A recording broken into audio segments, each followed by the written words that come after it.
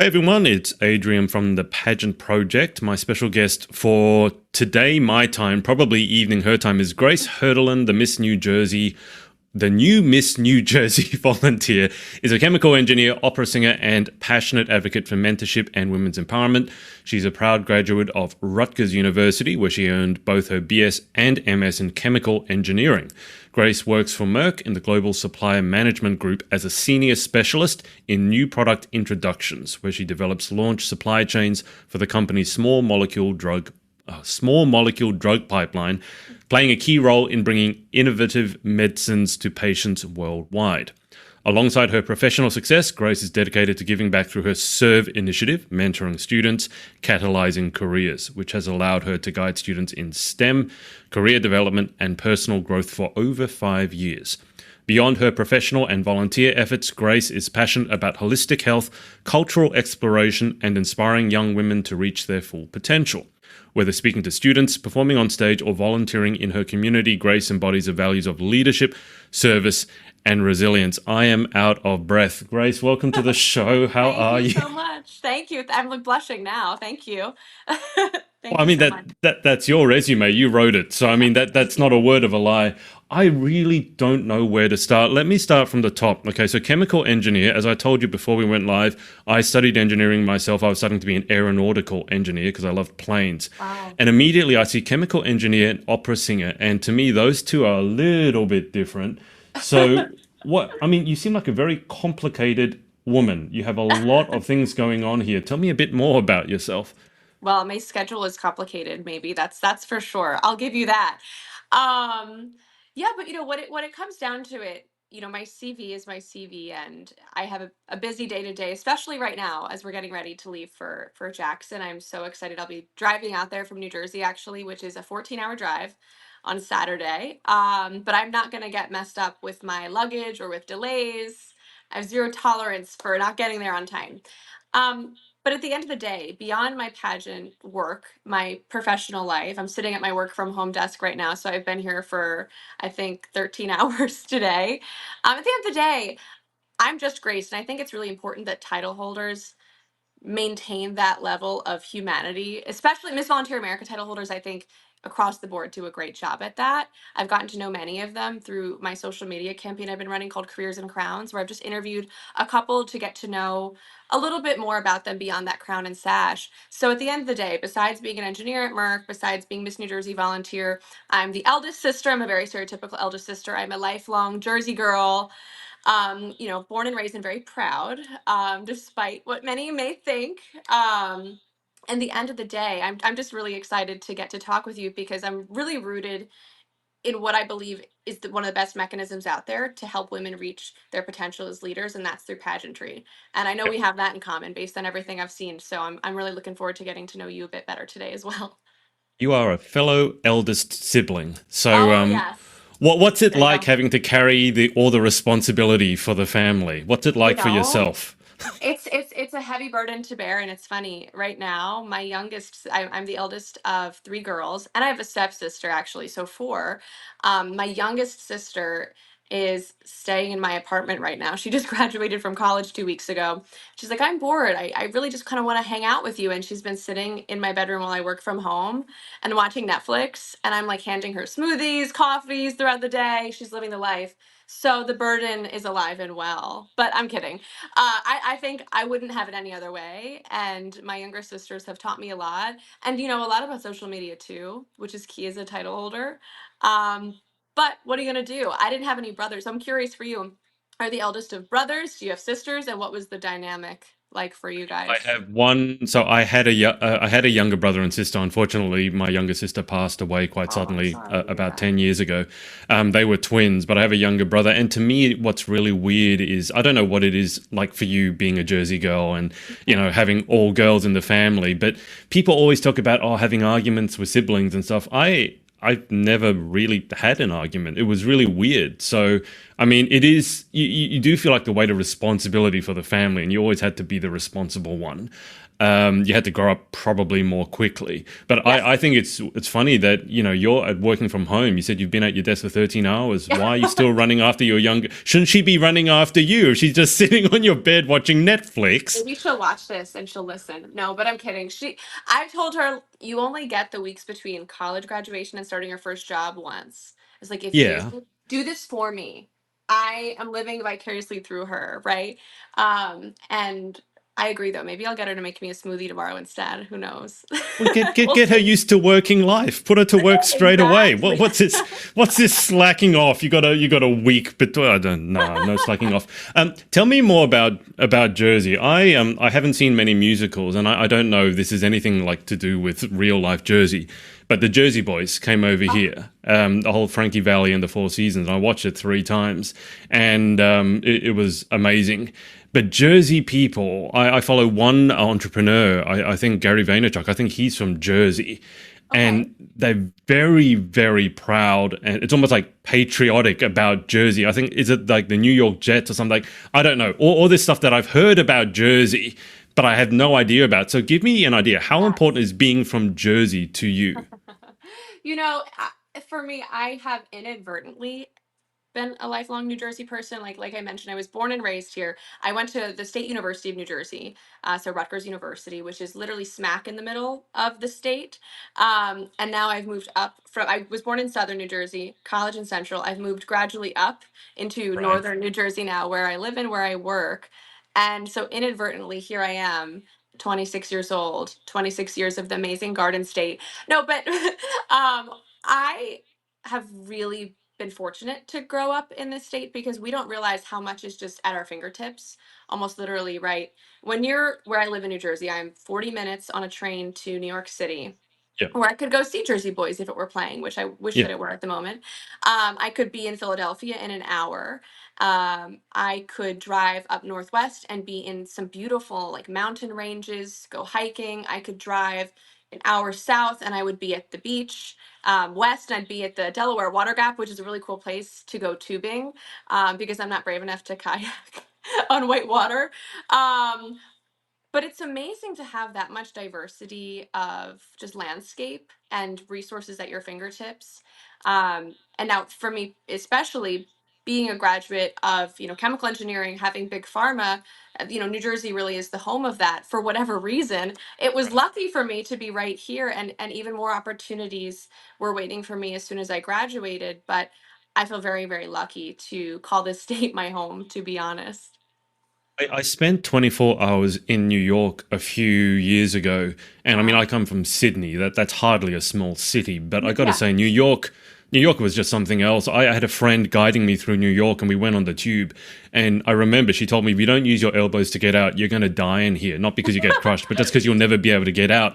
And it was such a. It's not for everyone, I'm sure. It's a very vibrant city. It never sleeps. Is where you're at, does it have that similar level of energy and never sleeping? Where I am, absolutely no, which is okay Right. with me. I actually live in a suburb, a very nice small town. I happen to be on what we call the Northeast Corridor, which is how I can hop on a train and be at New York Penn Station in 40 minutes. I love it. But for me, I was working in New Jersey. My first job after my undergrad is the job that I still have today with Merck. And I triangulated, okay, I want to have a relatively easy commute, but I was finishing my master's degree up in the evenings. And so I triangulated Rutgers's campus, the Merck headquarters, and I found this small town, and I got so lucky to find, Yeah. an apartment here. And I really appreciate the just the slower pace of things here, because whenever I want to, I can head up and actually, like last week, 1 week ago on Tuesday, I went up to see Sunset Boulevard on Broadway with my sister actually, so I can do that and come back home and go back to my normal life. But whenever I want that taste of the energy of the city, it's right there. Hey, you have to back me up. There's so many questions I need to ask you. Can you just, to make it really simple, run me through your schedule for the past week? Okay, let's see. Where do we begin? So I'm going to summarize so every day I work. anywhere from 5:30 a.m. when I start, because I work on a global team, and my job is working with our suppliers, and they're in Singapore, China, India, Europe, which is a lucky one because it's a lot easier, right? But they're basically everywhere but here. And so my schedule is flexible to meet what their needs are. So every day I'm waking up pretty early to either go into the office or work from home if it's a nice and early start to the day. And I'm here no matter when I start in the morning. I'm usually here until 5 at the late, at the not at the latest, at the earliest. And then at 5, I've been having to switch because, as you know, I'm leaving for Miss Volunteer America very, very soon. And so last Monday at 5, I switched off and I immediately got into mock interview prep mode. And I did that for the night, right? So I really take it seriously, like getting into the right mindset, reviewing all of my resumes, my paperwork to make sure that I, know exactly what my judges know when I'm going in there. Even though, of Yeah. course, I wrote this, we submitted this 4 months ago. I need to make Yeah. sure I'm on my A game, studying myself. Tuesday was my night off. I told my director, please, I need to see this show with Mandy Gonzalez because I was particularly interested in seeing the understudy of Sunset Boulevard. It's been something I've wanted to do. And to be honest, I hope all of my other, the other women I'm competing with have taken a little bit of time for themselves, because right now, if you are just like sprinting to that finish, you can really easily burn out. So this was a planned break. But then Wednesday, I was back to work because I had my third episode of Careers in Crowns with Miss Oregon Volunteer. Let's think. Thursday, I had to do more pageant work, and I have voice lessons on Thursdays. Friday, I was working, and I actually had to go and visit a factory where I do due diligence visits when we're looking for new suppliers. I'm part of a team that goes to basically audit and ask all the right questions of the right people, walking through equipment areas. Um, and then over the weekend, you have to make sure you're resting, getting ready for the next week, and importantly, of course, getting in those gym hours. So that's been my week, and I've been really looking forward to this. I love and thrive like in the fast-paced parts of this. Um, but I will say I've been watching the clips of the interviews we've been doing with the other contestants, with Berkeley, with Christine, and I've been really, really excited about this. So I was happy to squeeze it in. When's the last time you sat in silence for 5 minutes? You know what's funny? I require that every day. I need 5 minutes of reading time, which usually will turn into like 20 to 30 minutes. I actually really love to read novels. I strictly read at the moment nonfic, not nonfiction, anything but that, because I want to make sure I'm giving myself and my brain a bit of a reset. And so I'm reading something, the Three Body Problem series. If there's any nerdy Netflix fans out there, it's an awesome sci-fi series that was actually based in books. So I'm reading that now because I think everyone needs it. Everyone needs a pause. And again, as Miss Volunteer America, that's going to be absolutely Yeah. necessary, because otherwise, if you're going, going, going, as a representative, no matter how pure your intentions are, no matter how much you're dedicated to that job, you're going to at some point need a longer break. So I Yeah. prioritize it now. Okay, let's back up. Talk to me about Merck. So you got your BS, your MS, you're the elder sibling. Getting into Merck is not easy by any stretch of the imagination. And even to go into engineering as a young woman is pretty confronting. Even in this day and age, when I was in engineering, there weren't many girls. I have to believe that today it's different, but it's still mainly men. And so you've gone into a male dominated field. You're working for one of the biggest companies in the world. And obviously, they would have high expectations of you. Otherwise, you wouldn't be working for them. So, what was the journey like for yourself going from the BS to the MS to getting into Merck? There must be a lot of work and a lot of high achievement going on somewhere. Thank you. It was a windier path than it may seem now, to be honest. When I went to my first day of classes at Rutgers, I would have told anyone I was going to be a doctor. I was pre-med. I was actually studying chemistry, and I wouldn't be told otherwise. Yeah. And I got into a research lab within my first semester. I did all of the per se like right things, and I found myself going through the motions, but not connecting to what I was doing. And at the end of the day, when people say, when you find the job that you love, you don't work a day in your life. I think in college, it's okay to admit that we all had to feel like we were working a little bit, no matter how much you Yeah. like the subject matter. I think it's important to be honest with that one. But I knew every day I was going. up towards this goal that I had never really vetted that much. I believed it was the right thing and I worked towards it. And, in my third semester, entering my fourth semester at Rutgers, I finally clicked submit on the transfer portal to the School of Engineering, which I had filled out, weeks to months before, and had just been nervously waiting to Yeah. do. So this was to study chemical engineering, um, because even though I still, hadn't had exposure to the engineering world, um, I knew what I was doing wasn't right for me, and I had this gut Yeah. instinct, and I just realized, let's see, I'm crossing something off a list. Chemical engineering is a leap of faith. And it was a really great leap of faith because I loved it.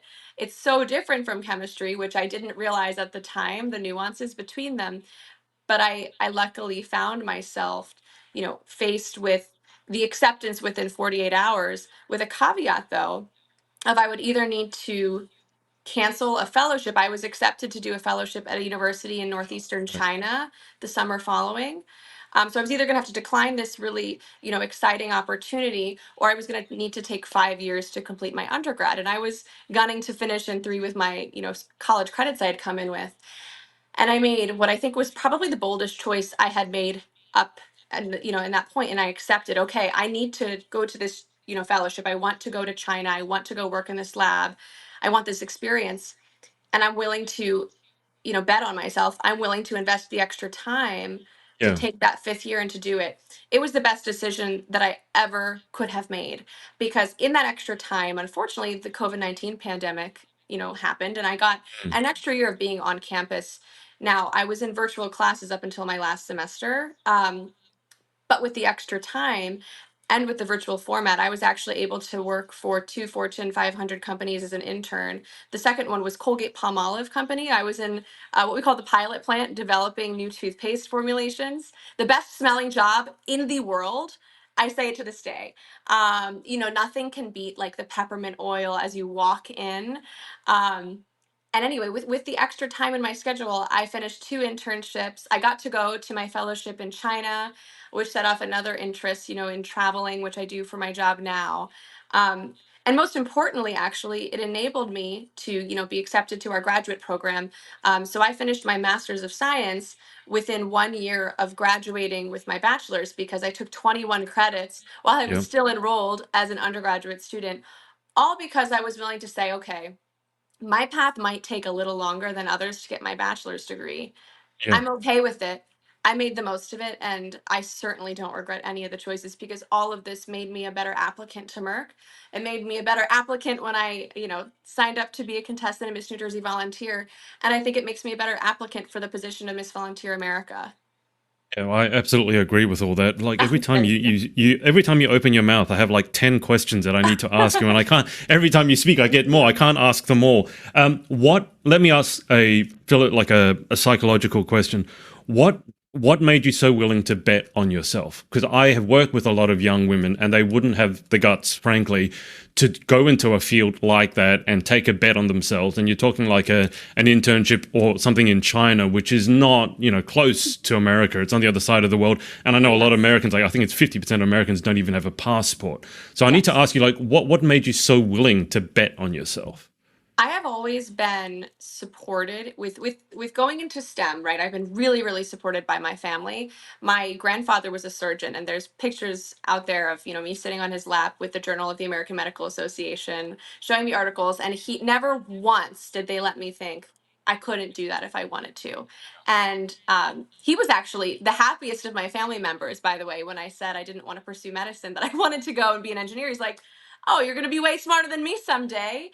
I have his little model of the inner ear somewhere in my apartment right now. Really great decor that he gifted me. He's like, always remember that you chose to go to break from this. Yeah, And when you look at this, you'll remember me, but you're going to remember more that you were willing to do something for you. And that was the hard part. And that's why I sat on that application for a long time, to be honest. I wrote that essay. I could have probably submitted what I wrote in 5 minutes, because it was all just the truth. Mm. I was explaining, I came into Rutgers. I thought that I knew exactly what I was going to be when I grew up, for lack of a better word. But I was 18 years old and I had taken, my high school biology and chemistry courses, and I thought I knew everything. And it's okay to realize that you don't. And sitting here today, I certainly am going to look back in 10 years and think, oh, she thought she knew so much. And I look forward to seeing Yeah. what more there is. Um, but I've always had a bit of a brave, curious streak, and I think that inspired me to actually even apply to things like the fellowship in China. That scared me to death. I was so nervous, and I did it anyway. Um, because I knew at that moment this was an opportunity to go to China for a summer for free. Okay, I'm not going to say no. The worst they can do is tell me, okay, we've rejected your application. Yeah. So like let other people say no for me.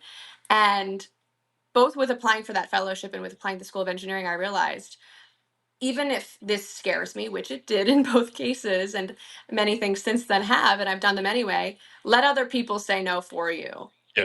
Don't count yourself out, because you Yeah. never know what other people will see you're capable of if you Yeah. don't let them. Talk to me about the fellowship in China, because despite being Chinese, I haven't actually been to Okay. China. I've been to Hong Kong. Oh, In wow. terms of the cultural difference, language difference, food difference, it's probably as far away as you can get from American culture. Uh, and the thing is, I've noticed there's a big difference in the people I've interviewed with Americans specifically. There's a big difference between Americans who've been overseas and those who haven't. And I've always thought that the people who've been overseas have a much wider perspective, which I guess is not surprising. But tell me Right. about your experience in China. What was that like? Well, I am really lucky. I've now been back. I've been to China 3 times since this. And 我说一点中文. I speak a little Chinese. I'd really like to learn to be proficient. The tones are very challenging for me. I've been That thinking of wasn't them that as wasn't bad, cheeses. Grace. That was very good. Well, thank you. Thank you. Thank you. Don't ask me to say anything else. But thank you. 谢 Thank 谢. you. So exactly, exactly. Um, so I was absolutely shell shocked. That number one, the flight in itself took me out. So we flew from JFK to Guangzhou, which is I think 16 hours. And I had been to Disney World before. I'd even been to Paris once before, right? But that's 7 hours, okay? And this is just unlike anything I could have prepared for. I was 19 years old. I was with the other Americans in my cohort. And what was challenging actually was I was the only one who did not have at least one Chinese parent or two, which I didn't realize. I had really no cultural understanding beyond friends from college who Yeah. were Chinese American. Many of them actually did speak pretty proficient Chinese. So I'm going in with a group. I stand out like a sore thumb, and I don't know how to communicate. So it was a great experience from that perspective, because it doesn't get much more challenging than that. Also, I was a vegetarian at the time. I am no longer, but that in itself was just impossible. And I was in an area called, it was Jilin University, and Jilin is a province really really far northeast China, so close, actually to Russia, in fact, that everyone would address me in Russian, which I also don't speak. So they were really trying. I appreciated it. But basically, I worked every day in a lab, and we were synthesizing nanoparticles, which is pretty nasty chemistry. So I'm sitting under a fume hood all day. Um, and you do that, and you go out for these amazing lunches, these amazing breaks of like sliced fruit from my principal investigator, and tea breaks, and they're everybody's chatting in Chinese around me. I'm sitting there, I'm nodding, I'm learning how to you know be okay not being in the Yeah. it was my first time ever not being in the majority in many ways, and Yeah. that's a very powerful experience, very Mm. impactful for me. um, and then having these moments where we would go, for example, for a weekend to Beijing and see the Great Wall of China, which was for me a childhood dream. I really, really enjoyed watching documentaries as a little kid with my sisters, and in particular about Chinese history. So we got to go on the Great Wall, which is just, it was an amazing opportunity for me. Going to a place called Harbin, a city in northeast China, even further north than where I was, which has a ton of Russian influence, and really seeing that around me. And it showed the dimensions that I didn't even know about, Chinese culture, right? Yeah. And when I think about it, arriving, I was so scared. I was scared because I didn't know what it was going to be like in any way. And when I Yeah. left, and I got back to New Jersey. For dinner the next night, we ordered Chinese food, and I was like, "Oh, this is terrible. You guys don't really know anything." So it made just an enormous impression on me. I've been really lucky to go back twice with work, and I just love it there. I love visiting, despite the challenge, and it is still challenging at times, for sure. Going to say there's one cuisine you don't want to be vegetarian in. It's Oh my God. China, Chinese. I used to be vegan. There's nothing. You can have the tea Yeah, yeah. and rice. The That's lotus about it. flower, lotus root, perhaps. Yes. And I had a Yeah. lot of that. But it's funny when you say that you went but got back to Jersey, you ordered Chinese food, and you found that it wasn't. I mean, that's the joke. Is like once you know what authentic Chinese food is, you really can't get it anywhere else because it's a very Australianized, Americanized, whatever it is. Like things like orange chicken. It's like no, it's that doesn't exist. Well, this is a completely unrelated question, but like or tangential. What was your favorite Chinese dish? You must have eaten so Oh. many different Chinese dishes because each place has its own cuisine as well. Exactly, exactly. And what I really, really like about it is when I was in Jilin, it was really meat based, and it was actually like there was a lot of Korean influence, which I didn't realize at the time. Every time I've been back, I've learned a little bit and I've seen more distinctions. On my most recent trip, I actually got the opportunity to go to Xi'an because I wanted to see the Terracotta Warriors. Another Wow. lifelong dream. I was Yeah. just ecstatic. And I found that Xi'an cuisine, despite I needed some Tums, some antacid after that. I will say it was so spicy. But it was the most phenomenal, like a dish where it's one noodle and it's just this enormous long noodle that you're supposed to have on your birthday. And it was spicy and savory and sour, and it was the best thing I've ever eaten. Probably ever, actually. I don't think anything will ever beat it. So I loved it. I need to learn how to make it for all the birthdays for me, for my sister. I'm cooking for her. I may as well get the menu ready for her next visit out here. But I just loved it. I just loved it. I don't think you'll be able to get that anywhere. I mean, the amount of work that the training that goes into knowing how to make those noodles. You'll see these people often in the window of their stores, and they look, the small Chinese woman or small Chinese man, and he's like boom, Yes. boom, boom with the dough again and again and again. Yeah. And that, I mean, I saw Gordon Ramsay trying to, because he loves learning new cuisines and he's very humble with it. And he was trying to do this and he couldn't do it. Now, the guy can make any sort of pasta in the world, Italian, French, but he couldn't do this. And that noodle, I don't know, I'm sure you've been told this, but the length of the noodle on your birthday, it's to wish you a long life. So the longer Exactly. the noodle, right? That's why you have the worst thing that can happen is there's a break in the middle because Yeah. that means you're going to die Not young. good. So it's a for even for me as being Chinese, it's odd culture because in some ways it was so far ahead of its time. I mean, you already said some of the things that the Great Wall of China is one of the only man-made structures you can see from the moon, basically, or see from outer space, and yet they have so many odd superstitions to me. It's like with the length of the noodle or the number four, because the Yes. number Yes. word for four Yeah. rhyme is Hmm. sounds like death, and so whereas Westerners won't have like number 13 on their streets, hotels won't have number four. So I mean, Yes. did you come across that part of the culture at all in terms of sort of odd superstitions and things that maybe were a bit confusing or baffling at first? Well, I'll just say in the reverse, I have a WeChat account, and I noticed on WeChat, if you're familiar, so for Yeah. those listening, this is like Chinese WhatsApp. And on WeChat, there's emojis basically, and there's one of a guy going like this, and it's 666. And I'm thinking, oh my God, like what is that? Because in a Western mindset, right, this is, a demonic number. And Yeah. I asked, what could this possibly mean? And it's because it's cool. You say this to say something's cool. And I thought that was so funny because it just goes to show like cultural relativism is very important in the big ways and in the little ways. um, Yeah, I don't think you want to be bringing that out in Jackson. Let's just put it that way. Perhaps Yes, not. six six Perhaps six. not. It's I can give probably it not going to go. the shaka, right? But I'll keep it just with that. Synthesizing nanoparticles. What does that Yes. mean? So, um, I understand the separate words. exactly. Synthesizing, got it. Nano, small, particles, got that. But what That's does the right. sentence mean? Basically, right. It's taking gold, for example. I worked on gold nanoparticles, and it's really more of a conformational change. When we think about it as more material science almost, and it's getting the gold flakes or smaller particles to become sufficiently small through processing with harsh acids and things of that nature, so that they're so small, again nanoscale, that they would be able Yeah. to be used for targeted drug delivery, so Oh so wow. small that they could infiltrate like a human cancer cell, for example. So a lot of the times when you work in an early research lab, you're working on things that may seem so nebulous, and you're thinking, okay, well, I'm sitting here again under this fume hood, covered in personal protective equipment, right? And you're thinking, what am I doing? But I tried every day, and I still do this in my workplace, to remember what every task has to do with the end goal. And ultimately, I'm hoping that in 10 years or 20 years, some of that work, even a fraction of that work, is going to be relevant in someone's cancer treatment. And I'm confident that it will in Yeah. some way. So that's what I was working on. I come from a family of doctors. I'm the one who bucked the trend, or maybe similarly to yourself, and I Yes. decided I'm not going to do medicine because that's what everyone else is doing.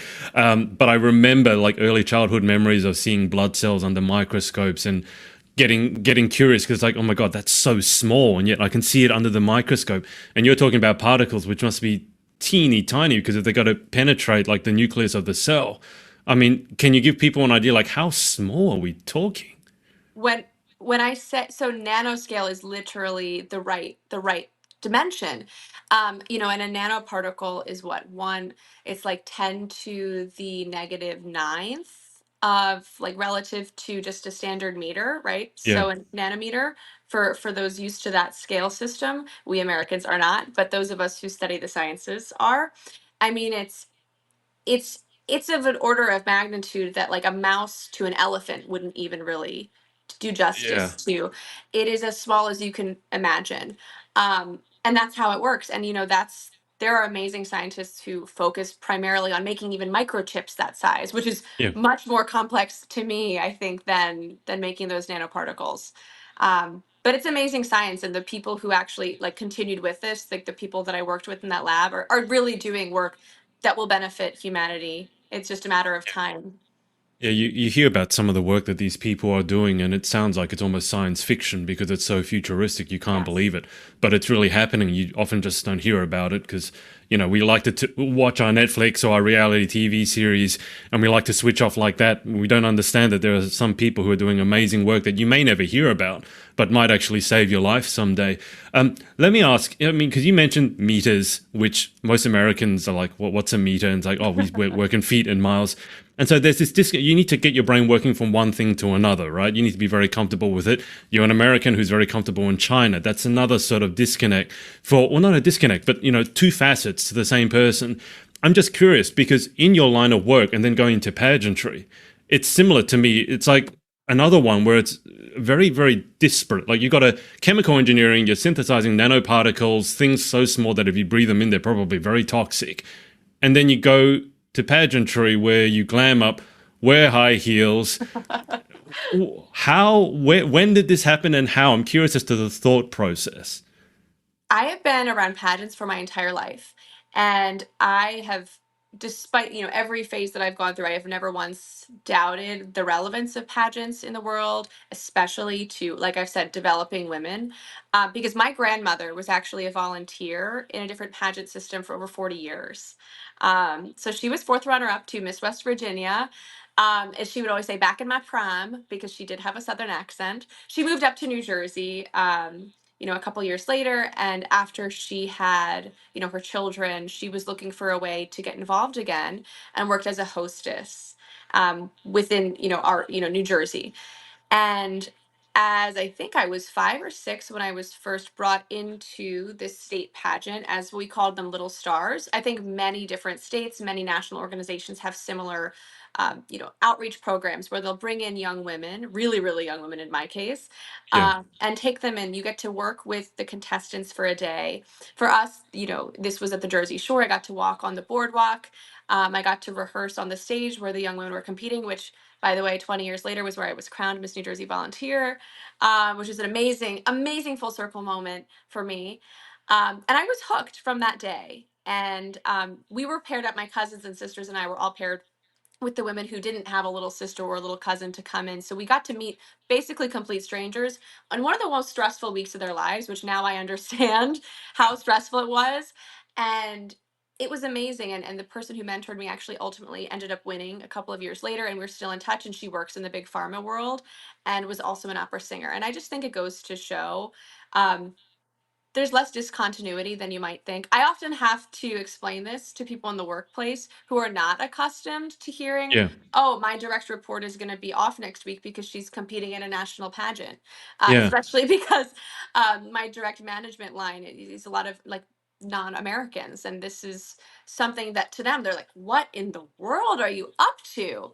And I've gotten them all on board for the same reasons my grandmother was on board, which got my parents on board, which has gotten me. And it's that everything that you do, directly or indirectly, whether or not you see it because it's in an interview or it's learning how to have stage presence, everything you do makes you a better leader, makes you into a better version of yourself, and it promotes you finding your true values and acting towards them. And so I think this is one of the best things that any person can do, regardless of what career you're interested in, what you're studying. I think most, if not all, young women could benefit from the lessons you learn from pageants. And to be honest, I love it. I just have so much fun when I'm doing this, whether it's the volunteerism, which I've been doing for longer, than I've been competing in these, or it's getting glammed, or it's shopping, or it's working in the gym. Every element of this, I really enjoy. And this is just a way to express myself that I certainly don't get to do when I'm dressing up in my PPE at work.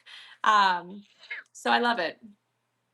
Going to say, I think most people can relate to the enjoying the shopping part. I think the thing I'm writing a book for pageant beginners at the moment, and one of the very earliest chapters is why should you enter a pageant?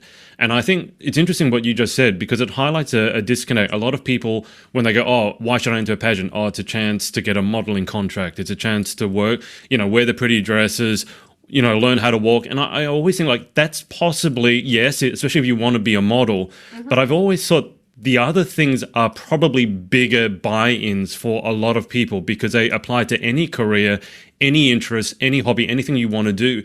And can you just speak to that a little bit? Because obviously, very obviously, given how much you do, it's not like you have a lot of free time. You're like, I have all this free time. What should I do? I'll enter a pageant. Also, I have lots of spare money and I want to burn it all. So I'll enter a pageant. So you're obviously doing it voluntarily and you've been doing it for a long time. So just speak to what is it that keeps bringing you back and what is it that some women who maybe haven't competed but are thinking about it are missing in terms what are the biggest benefits that you've experienced yourself? Yeah, I mean, you're exactly right. I competed, later in my college experience. This will be my eighth pageant. So it's not like I've been doing these forever, but I did compete for 1 year as a teen and then I came back as a miss. But I did have over a year break before I joined the volunteer system. And I wanted to highlight my answer here about rooted in what separates, I think, volunteer from a lot of other systems out there. I think it's really true. Everyone is entitled to the reasons that bring them to pageantry. I think everything is valid. I would never want to say something is more valid than another. What I find that in a pageant system, especially like Miss Volunteer America, that is so much more than what meets the eye literally and what you're doing on stage. It's rooted in what you do off stage, much just as much so. Um, there is almost no downside if you can prioritize. For me, I have certainly had to prioritize. This has been, my allotted fun time after work has been pageant work.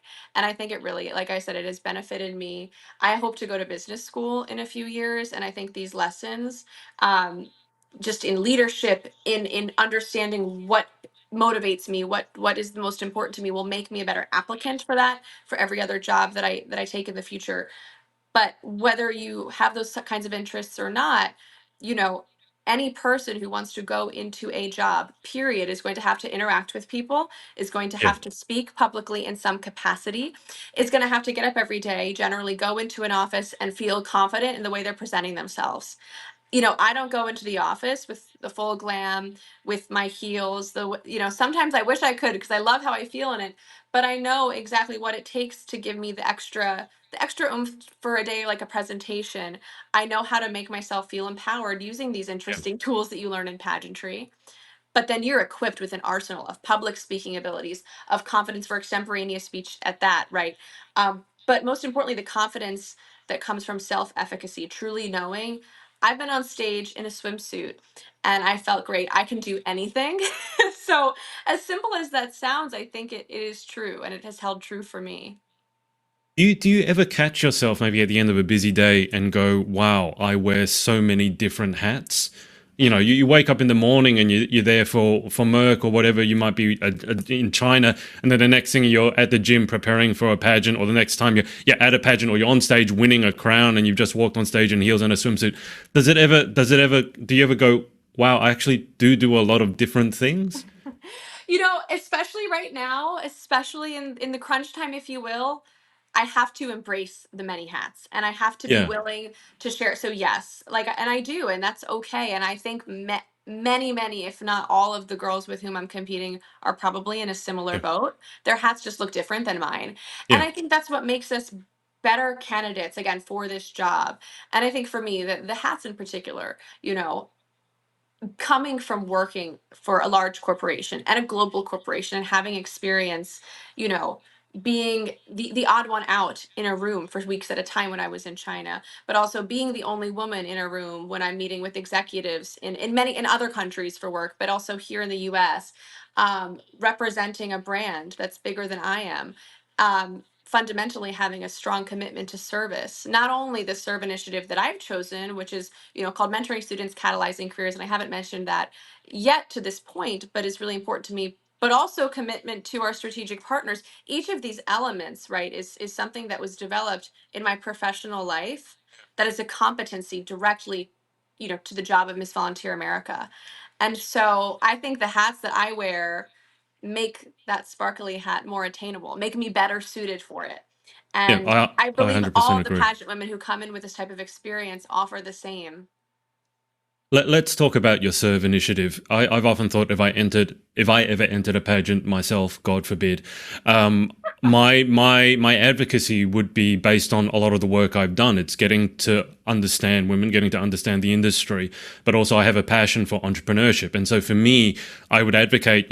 My advocacy would lie along the lines of helping young women get into small business because I think it offers a Awesome. huge amount of opportunity in this day and age, and with the economic uncertainty, I think it's more important than ever that you're able to monetize your knowledge. And there are so many people out there who have very specific knowledge. Even the person going back to the Chinese noodle, that's such a Yeah. specific knowledge. And I always find it really deeply fascinating when someone has a deep level of knowledge in a very, very specific area. Your serve initiative sounds like it's something that's based off what you actually do. It's very deeply rooted to who you are. It's not just doing what we call performative advocacy. So tell the people listening, watching more about it. Yes. To me, when I had a break before I came back to Miss Volunteer America, right? And when I was evaluating what was I going to do when I competed for the title of Miss New Jersey Volunteer, to make sure that if this is my last pageant, what am I doing to really bring it my all? And I really Yeah, reflected on this. And I realized that the work I've been doing since actually like 2019, if I think about it, has been rooted in this work. And so my serve initiative, like I said, mentoring students, catalyzing careers. And many might be wondering what a catalyst is, because I talk about this every day. You might be familiar. But for those chemistry who are not 101. familiar, right, a catalyst is something that speeds up a chemical reaction. And when I think about a catalyst in my job at Merck, it's something that takes a reaction that at the lab scale is impossible, but at the factory scale is beyond possible. It's transformative, it's economical, and it can oftentimes be so powerful that it enables us to, make drugs even cheaper, get it Yeah. to, accessible to patients. And that level of transformation, I believe, is similar when you think about the relationships that mentors can have on students.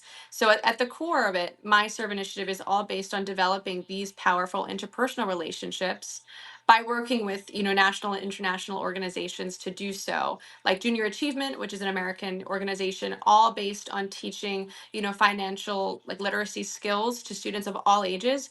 And as you hit the nail right on the head, right now in the world we're all living in, that is one of the most important gifts that you can give someone. And it's true that not everyone comes out of their parents' home with that skill Yeah. set. I certainly didn't. And so I had to learn that along the way, and I want to pay it forward. And with Society of Women Engineers, which is for me a particular interest because this is the path that I chose.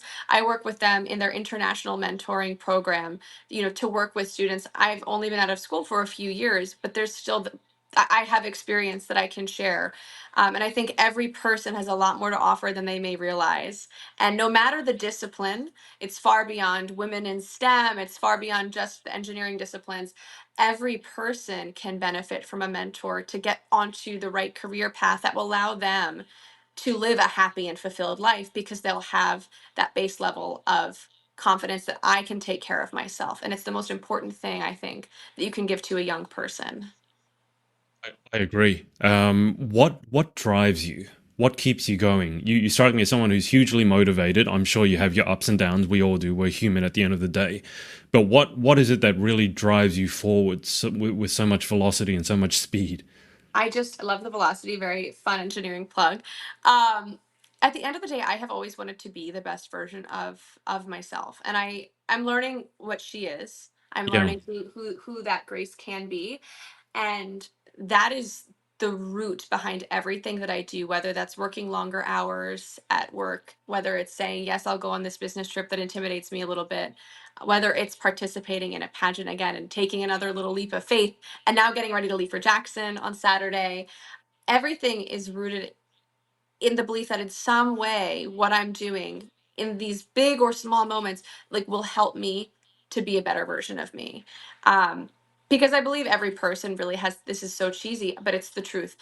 I think if we are all doing what we are, meant to do, whatever that is, it can help to make the world a better place. Yeah. And at the end of the day, that is so important to me. And I hope that I can impress that upon the people that I meet through this organization and through work as well, right? Um, but at the end of the day, though, it sometimes is, more tiring than other days. That motivation has never waned.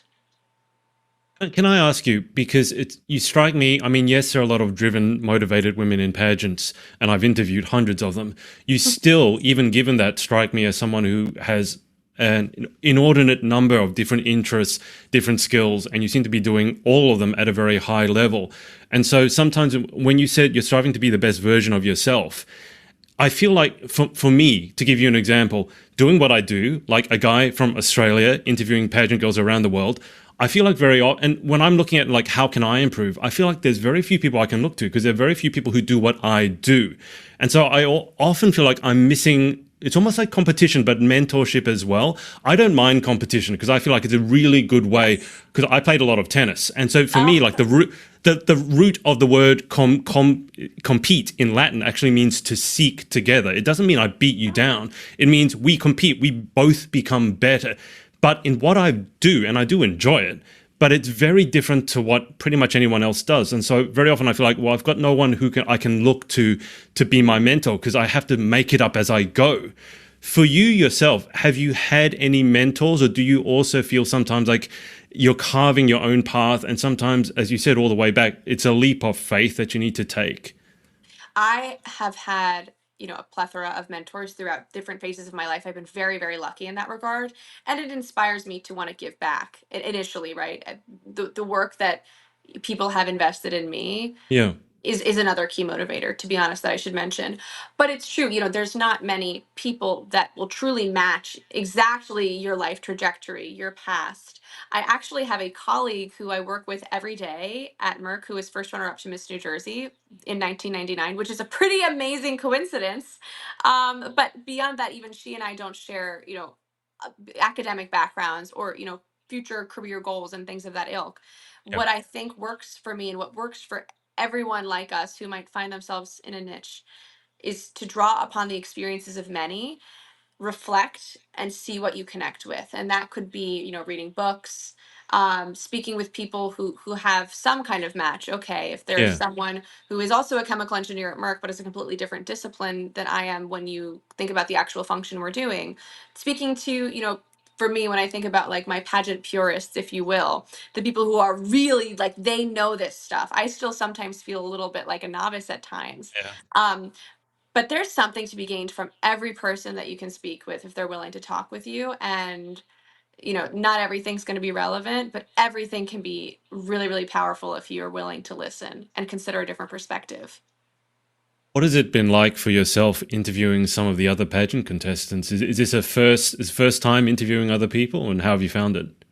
So it is at this scale. I've done a couple Instagram live videos with some local title holders, local teen title holders for the Miss New Jersey volunteer pageant, and interviewing, my competitors, if you will, the women I'm competing with, is obviously very different. But at Yeah. the end of the day, any kind of thoughts of that I try to put aside, because when I was thinking, what can I do to show on my social media, because social media is a very important tool for a title holder, but I think it's often misunderstood and oversimplified. I wanted to show that I have competency in this functional area that will prepare me. And this, I have 50 other girls who are tools to help me show that, and that will also Yeah. highlight them. So it is a true win-win. And another dimension of the win is that I'm going in now with friends from across the country. As a Jersey girl, my friends are mostly in this area, and I can't say it anymore. Um, but it's been interesting because I get little bits of their bio. I do some stalking, of course, on Facebook, Yeah. on LinkedIn, on Instagram. And just from the four women, so three that I've interviewed so far, I have my last one tomorrow. I've been amazed at their accomplishments. I can't wait to learn more about them. And our conversations have been tailored around their careers, but I've gotten to know little tidbits of their personal stories, many of whom they're just extremely powerful. And I'm really impressed. And I cannot wait to start like potential lifelong friendships that are rooted in this mutual respect as professionals. And it's been so rewarding for me. Yeah, I can tell you as someone, as I told you before we went live, you're literally interview number 300. Yes. So when you say it's bizarre to me how long I've been doing this, and I've only kept doing it this long because I enjoy it. And there's something so deeply fulfilling just from having conversations with people around the world, many of whom, to be frank, I'll never meet. Yeah. But that's one of the best things about doing conversations like this. Like I'll get to see you in like 10 days time competing, Yes. which, is very exciting to me. I will say, going back to when you said you had the long flight, you realize, like, coming from Australia, for me, one time going from Sydney to the UK, I had 48 hours door Oh, to door, to give you an idea. So I don't have much sympathy for most people when say, oh oh, no, I have a no. long flight, it's 7 hours. I'm like, yeah, that's a short flight for me. Although you did say you have a 14. What are you going to do on your 14-hour drive? You're going to belt out some opera, or what are we We're doing? gonna be. I'm either gonna be belting it out or I'm gonna be on vocal rest. There's no in between, I think. I think I would love to do some interview prep with my director who I'm driving with, luckily. Okay. So we're gonna be sharing the drive. So we're gonna be doing interview prep. We'll be singing. We'll be doing so many healthy warm-ups for the voice.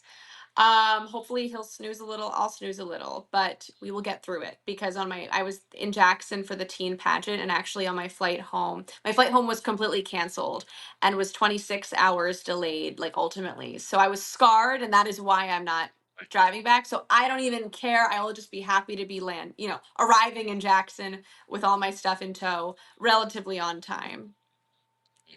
I interviewed Bailey Joy Martin, and she works for American Airlines, and that's the one that I'm flying into. So I said, like, if there's a problem with his airline, I'm going to be calling you so You that know who you to can go sort. to. Exactly. I'm not going to fly to the other side of the world and have my luggage be lost. That is not that's not a negotiable. Just quickly, tell me about the opera. When did it start? What makes you love it? Yeah, so I've been singing for pretty much as long as I've been talking, unfortunately for my family. But I was, funneled into a children's choir, like a semi-professional organization, actually, when I was around 7 years old. And that's pretty early, but I have an aunt and cousin who are professional singers, actually. So they kind of knew to identify the interest at least. They're like, let's see if we can form this into something tolerable, because I really liked the princesses, like the Disney princesses, and they're like, let's get some more training in there and see how it goes. And that was very lucky for me that they were able to, get me into the right resource at the right time, because it did set off, a lifelong interest and passion for me. And again, this isn't something I do in my day job. So this is another thing that I love about pageants, just purely selfishly love getting to be on stage. Yeah. Um, Now, when I was around 13 years old, um, I was noticing my voice was changing and evolving. And we had, a friend of the family indirectly who we knew was a classical voice teacher. And so my grandmother actually had to beg her to have me come in to do a test, because she said, I do not accept young women under the age of 17. She's like, I do not do it. They're not ready. Yeah. And she had me come in. and I did a test, and I was the youngest student she ever accepted that day. Um, and she was like, "You're gonna work with me, but we're singing classical music." And I was 13 and I didn't know much about it. And I was thinking, okay, seems a little boring. And now I take the train a couple times a year to go up to the Metropolitan Opera because I love it and I can't get enough of listening to it, singing it myself, watching it performed. I love it.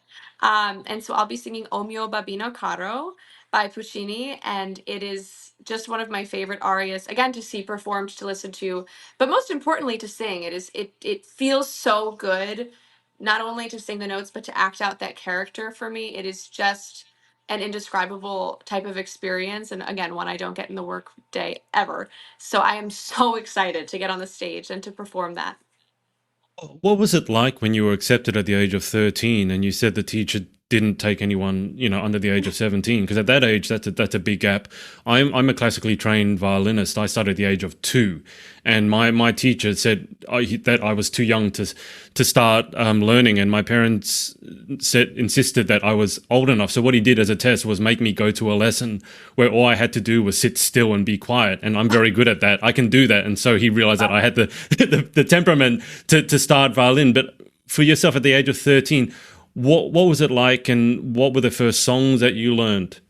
So we had it was hard for me because she was very, very focused, Yeah, and I've always had a lot of energy, and it's a good thing in a lot of yeah, respects. But when you're studying with classically trained teachers, you know just as well as I do, um, it's no funny business. So that in itself was okay. I learned that pretty quickly.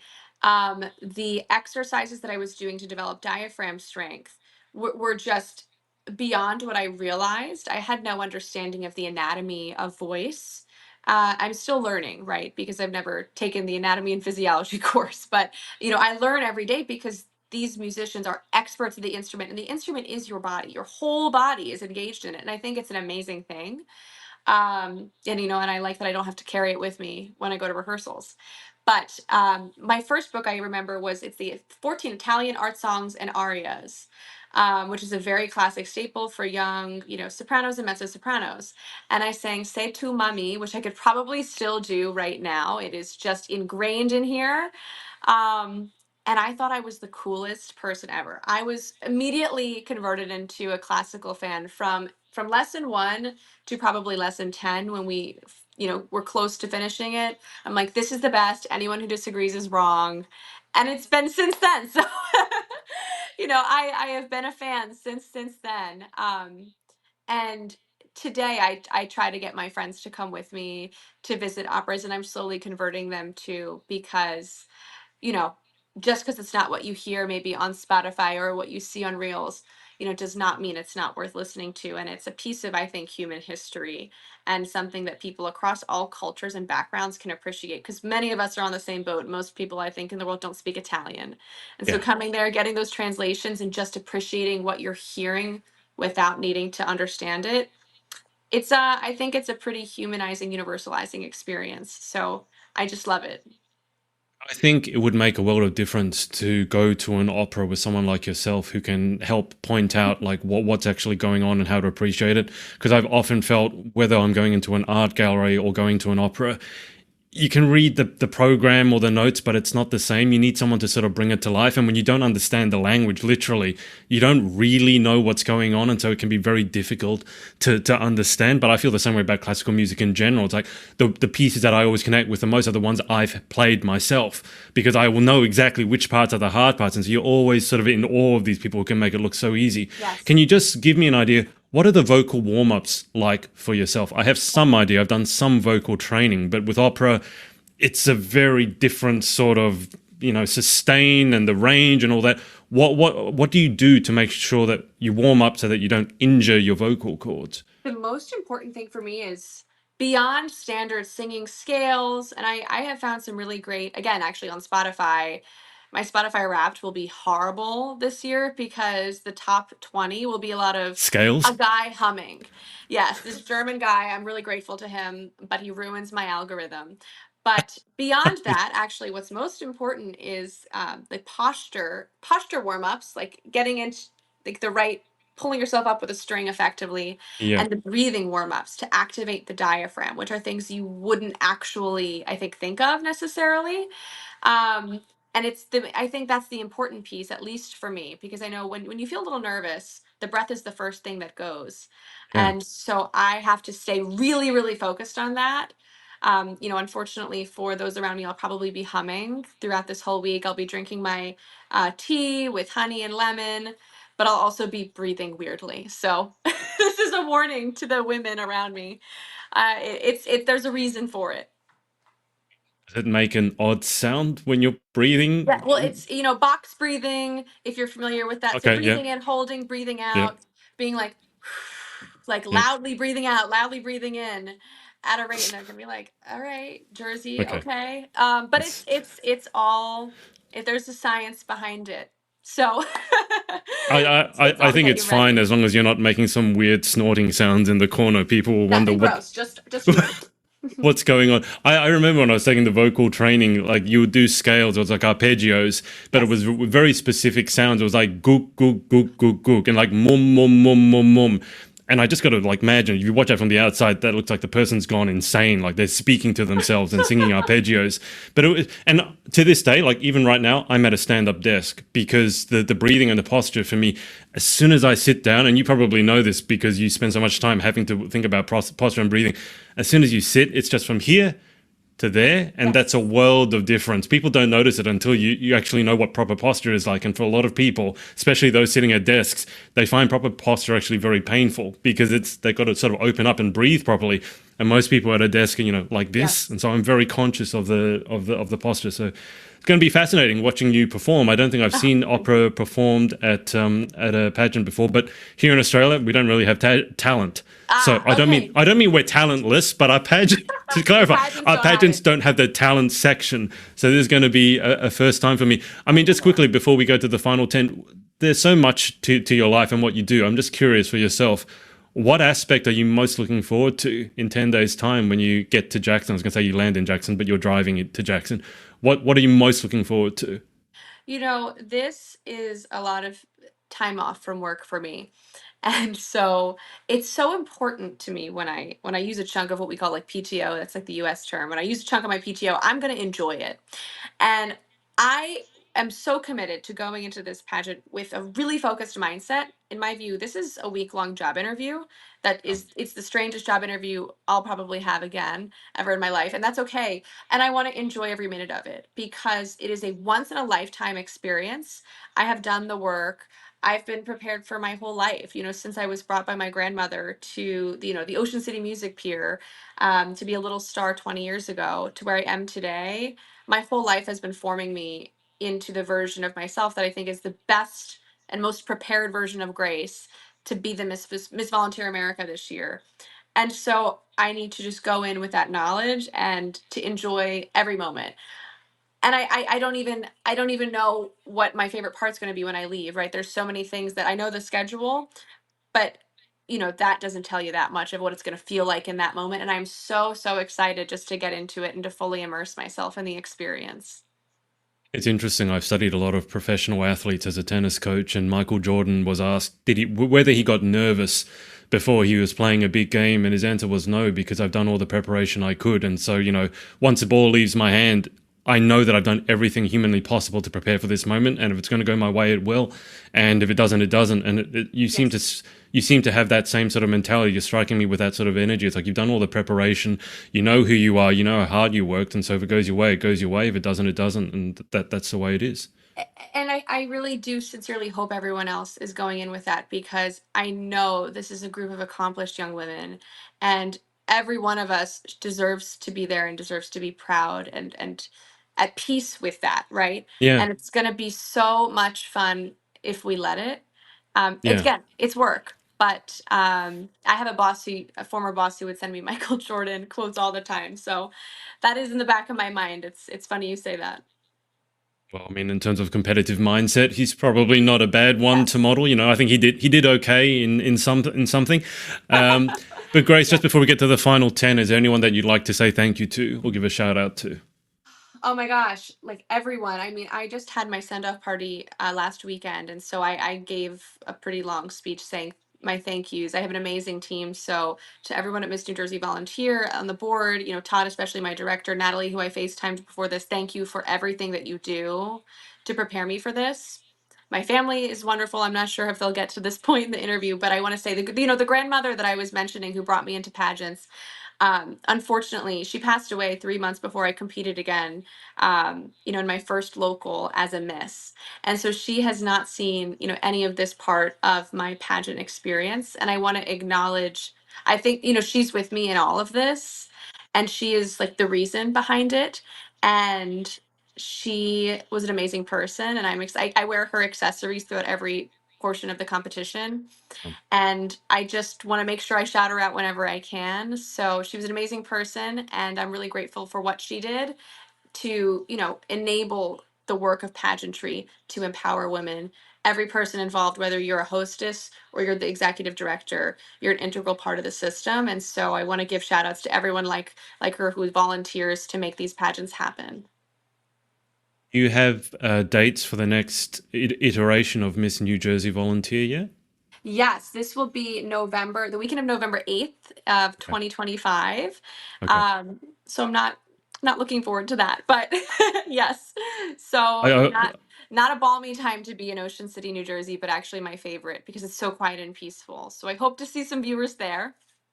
It's just because it seemed that there were a lot of the state pageants going to be held like almost directly after the national pageant. And I was just thinking, whoever gets crowned the new Miss Volunteer America, you don't get a moment to rest. You're going to have to sign your contract and then you'll already be at like 1,000. I was already asked to judge one. So I was like, well, I'm actually Wow, flying nice. back to Australia. I can't do it. But it's like, wow, you never rest as Miss Volunteer America. Let's just say that. And Oh, that's as the way it should be, I believe. All yes. right. Grace, let's go through the final 10. These are just random questions. You can give just the answer or you can explain it if you want. I'll leave it up to you. Number one, what is your favorite word? Vibrance.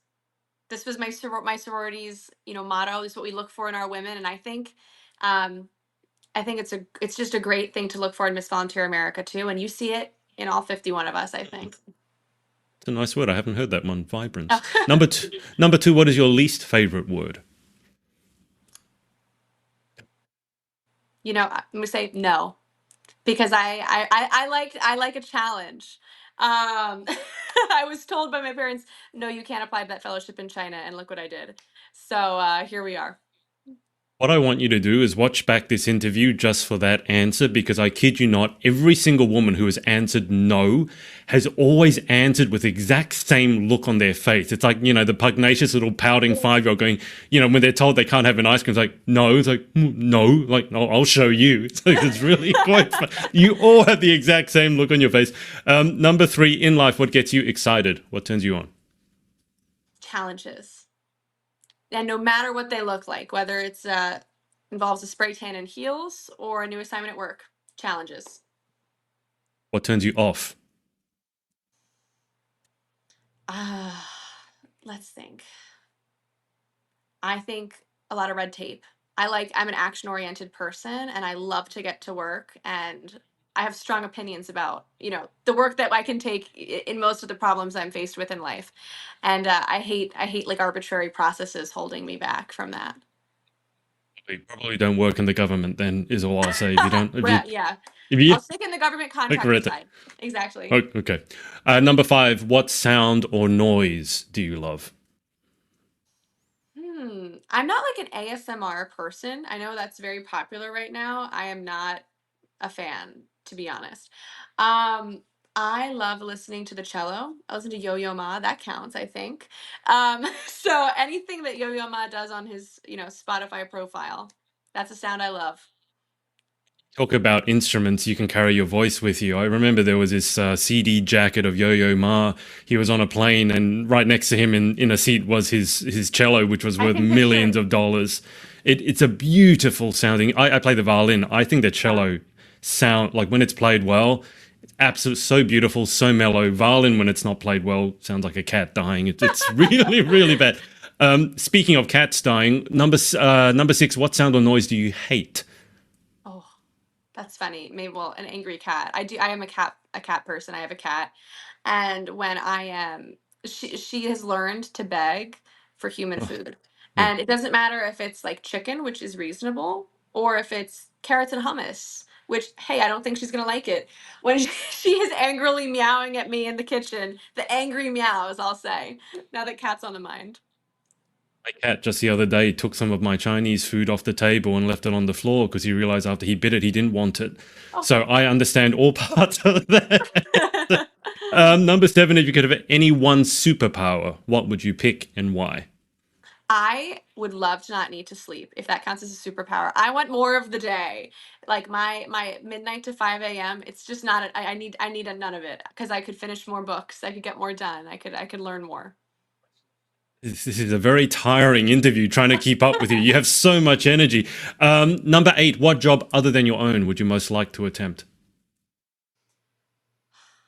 I think I would have loved if you asked me the version of me who was a little star at 5 or 6. At the time, my dream job was being Indiana Jones, actually. So there you go, adventure archaeologist. If that's a good classification of his line of work, You know how to use a whip? I would learn. I would have to learn. You need the fedora and the whip. I now have the I Indiana can Jones buy the theme song fedora. I running in can my head. prime that. The whip, I don't know, but I will work on it if given the Okay, opportunity. good to know. I'll see if I can find a whip. Number 9, what job would you definitely not like to attempt? I am claustrophobic, so I can never be an astronaut. I used to weigh the risks and opportunities. It's an amazing science. Genuinely, I think it's so interesting. You couldn't pay me enough to go up in space. So, How did you find out you were claustrophobic? oh, probably something with my sisters and sitting in a closet and hide and seek and getting alarmed. Definitely can't pinpoint that. No. Okay. Experiences like that. Okay. Final question. If heaven exists, what would you like to hear God say when you arrive at the pearly gates? Oh, um, you know, I'm not a super religious person, but if this happens, I would just be happy to hear that, I made someone's life easier, someone's life a little better, at least one person. There's a poem that, I can end on this. Um, I think it's by Ralph Waldo Emerson, who's a famous American poet. And ultimately, the thesis of this poem is if you have in any way made someone's life even 1% easier, then that is what success looks like. And it really resonated with me, and it's that simple. And Miss Volunteer America, again, we can differentiate ourselves by our commitment to service. It's to me, the Yeah. biggest factor that we have to differentiate ourselves, to advertise ourselves. And every single person has done that. And so I'd hope that that was recognized when I got up there. Well, Grace, it's been a blast. I think you're worthy interview number 300. I don't know how many Thank more I'll you. be doing in my lifetime, but this was fun. It's great getting to Thank you chat to so you. much. I'm honored to be number 300. It was so nice to meet you. And I'm so excited to see you and get to know more about you then in Jackson. That's so exciting. And Absolutely. are you flying through Memphis or Nashville? I'm flying into Memphis and then I'll be driving into Jackson. And then after the pageant, I'll drive from Jackson and spend like a week or so in Nashville. Amazing. I get to try all the southern food, and Nashville is a very musical place, and I do quite like country music, so I'm interested to find out more about that. So yeah, it's going to be great. I can't wait to Awesome. get out of this cold weather we're having. And yeah, seeing all of you in person is going to be very weird for me because I only get to see you through this medium, and then to actually see your real person and not a figment of my imagination is quite jarring at times. But yeah, I'll keep you on the line for just a sec whilst I hang out with the audience. Thanks everyone for watching, and we will speak to Thank you next you. time.